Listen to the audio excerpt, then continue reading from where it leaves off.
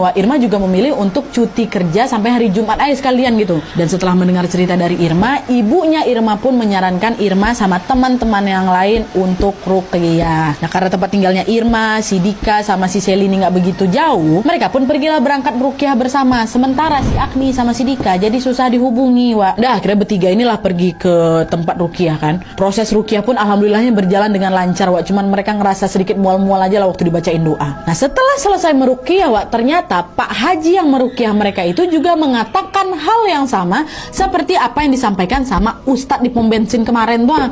Kata Pak Haji ini, alhamdulillah kalian aman. Tapi dua teman kalian itu kondisinya tidak baik-baik saja. Pak, gak baik-baik aja gimana nih Pak? Maksudnya teman kalian berdua itu sudah melakukan hal yang tidak baik dan itu mengganggu makhluk yang ada di sana. Mereka bertiga langsung terdiam lah, Wak. Hal tidak baik apa yang udah mereka lakukan ini ya kan? Nah, sepulang dari ruqyah, Irma pun kembali menceritakan hal itu kepada ibunya. Nah, karena di saat yang sama Agni sama Robi ini juga nggak bisa dihubungi, ibunya Irma pun menyarankan, nak, coba kamu ngecek langsung ke rumah mereka masing-masing. Takutnya mereka kenapa-napa. Akhirnya besok paginya, Wak, Irma sama si Seli pun memutuskan untuk pergi menuju ke rumahnya si Agni. Nah, Dika waktu itu memang nggak ikut, Wak, gara-gara kerja ya.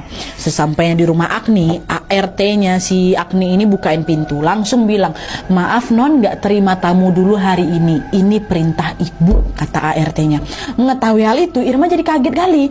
Biasanya kami datang ke sini bebas-bebas aja kok masuk, udah macam rumah sendiri, kenapa pula sekarang dihambat nggak boleh masuk ya kan? Sempat debat tuh mereka depan pintu. Nah, karena pada saat itu situasinya udah mulai gaduh, ibunya Agni dengar, keluarlah ibu Agni, Wak. Nah, pas tahu yang datang ini ternyata Irma sama Seli, ibunya Agni pun memperbolehkan mereka masuk.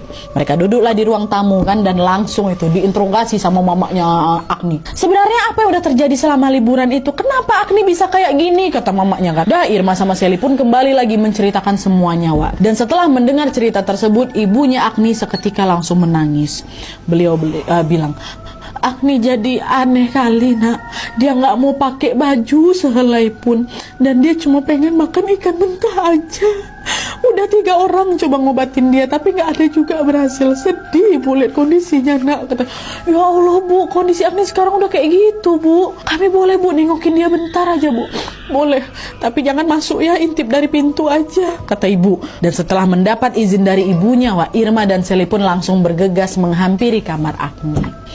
Pas mereka membuka sedikit pintu kamarnya, Irma dan Seli merinding aku, seketika terkejut setelah mereka melihat sesuatu yang tidak akan pernah mereka lupakan seumur hidup.